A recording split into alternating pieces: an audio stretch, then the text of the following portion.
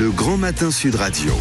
La vie en vrai. La vie en vrai, justement, ce matin, autour des maths à l'école. Parce que il y a ce plan qui a été annoncé. Donc, nous sommes avec Martin Andler, qui est professeur émérite à l'Université de Versailles-Saint-Quentin, ancien président de l'association Animat, prof de maths. Bonjour. Bonjour. Merci d'être avec nous ce matin. Alors, la première question, comment réagissez-vous à ce plan de Gabriel Attal qui annonce qu'il veut remettre de l'exigence à l'école et notamment, on va le voir, en français et en maths?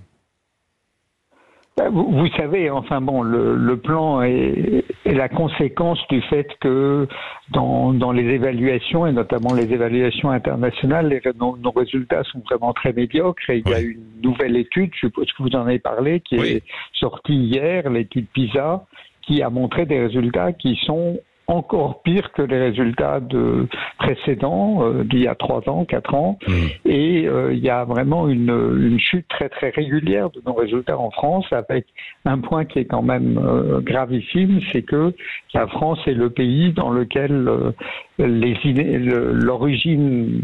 inégalités sociales pèsent le plus lourd, parmi les plus lourds sur les résultats de nos élèves. Donc il y a vraiment quelque chose, il faut vraiment faire quelque chose. Alors maintenant, le ministère de l'Éducation nationale fait quelque chose régulièrement et il faut bien constater que jusqu'ici, ce qui a été fait n'a vraiment pas bien marché. Il y a eu, il y a 5-6 ans, le plan Villani-Torossian qui contenait des propositions intéressantes. Il y avait eu avant d'autres propositions. C'est un problème qu'on se pose depuis de nombreuses années et le fait est, c'est que pour l'instant, ça marche pas. Est-ce que ce que Attal propose va mieux marcher? Je pense qu'il y a des idées intéressantes, mais le problème est absolument énorme et le ministère ne va pas être le seul à pouvoir faire quelque chose à ce propos. Non. Alors, notamment l'idée des groupes de niveau en maths. Est-ce que vous y êtes favorable? Vous trouvez que c'est une bonne idée? Alors, les groupes de niveau, quand il s'agit de dire à un élève, voilà, tu es mauvais, on te met dans un groupe de niveau faible, tu es bon, on te met dans un groupe de niveau bon, et c'est quelque chose qui va durer pour toujours, c'est une catastrophe. Si on dit, pendant une période limitée, on va donner à des élèves qui sont en difficulté dans un sujet la possibilité de progresser en étant dans un groupe classe, dans un groupe un peu plus petit, dans lequel le professeur peut s'occuper plus directement des élèves, c'est des choses qui peuvent fonctionner. La question, c'est vraiment de savoir de quelle manière on va procéder. En principe, le ministère dit oui, ça va pas être des choses provisoires. L'éducation nationale a de fait du mal à gérer des dispositifs compliqués. Mais Martin Andler, je vois bien qu'il y a certains profs qui sont, pas tous, mais qui sont réticents à ça. Sauf que vous avez été prof, vous avez été élève. Quand on enseigne à 25, 30 élèves et qu'ils n'ont pas tous le même niveau dans la classe, il y en a qui forcément sont largués et forcément d'autres qui s'ennuient. Donc à un moment donné, il faut faire quelque chose. Et quand on voit les résultats catastrophiques, est-ce que ça peut pas être quand même une bonne piste, quoi?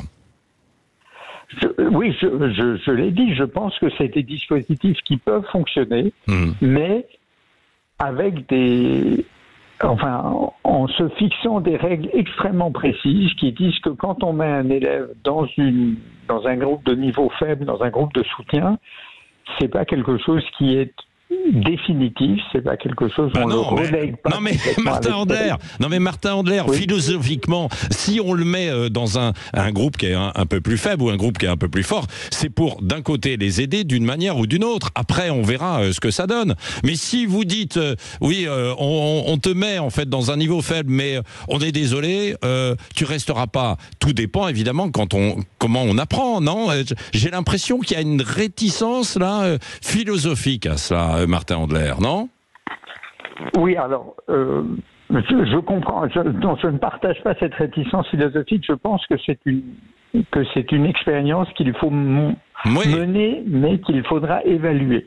L'éducation nationale a, par exemple, mis en place des systèmes de soutien au collège et au lycée les années dans les années précédentes, mais les on voit le résultat, on n'arrête pas de dégringoler. On voit le résultat, on n'arrête pas de dégringoler. On n'a pas réussi à mener ces dispositifs de manière suffisamment systématique et contrôlée. Donc il faut le groupe classe. En effet, il faut absolument pouvoir aider des élèves qui sont en difficulté à un moment donné, mais il faut aussi pouvoir faire vraiment progresser tout le monde. C'est vrai que ça peut fonctionner, mais il faut être extrêmement attentif et prudent à la manière dont ça, dont ça fonctionne. On ne peut pas créer. On a déjà beaucoup d'élèves qui sont en très très grande difficulté. Il ne faut pas que ces groupes de soutien arrivent à en quelque sorte écarter ces élèves qui sont en très grande difficulté pour un bénéfice illusoire, parce que ça veut dire qu'on installera définitivement un centre d'élèves dans une dynamique d'échec. Donc c'est pas ça donc il faut faire.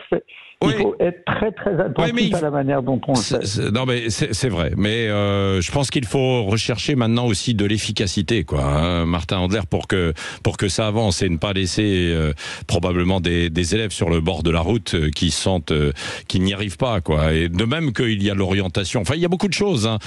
Martin Andler, en conclusion, ce que vous diriez par rapport à ce plan, et alors il y a plein d'autres choses qu'on pourrait voir en détail, c'est encourageant finalement. Si vous aviez une note, une observation à mettre en bas du plan de Gabriel Attal, non ? Je pense qu'il y a quelques bonnes idées.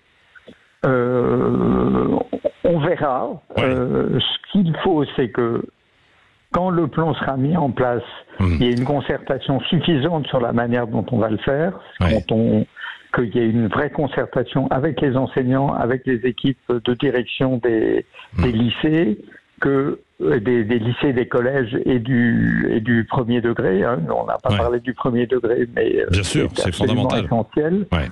C'est fondamental. Et au bout de quelques années, on fasse une véritable évaluation du dispositif qu'on a mis en place. Donc, merci il y a beaucoup. des conditions que jusqu'ici, l'éducation nationale a eu beaucoup de mal à faire des plans et ensuite à les suivre de manière sérieuse et informée. Non, mais ça c'est vrai, c'est sur la durée. Merci à Martin Andler, professeur émérite donc à l'université Versailles-Saint-Quentin, ancien président de l'association Animat, d'avoir été avec nous. Il est 6h45 dans un instant, #on en parle, et puis l'une des solutions peut-être, l'hydrogène pour faire voler les avions.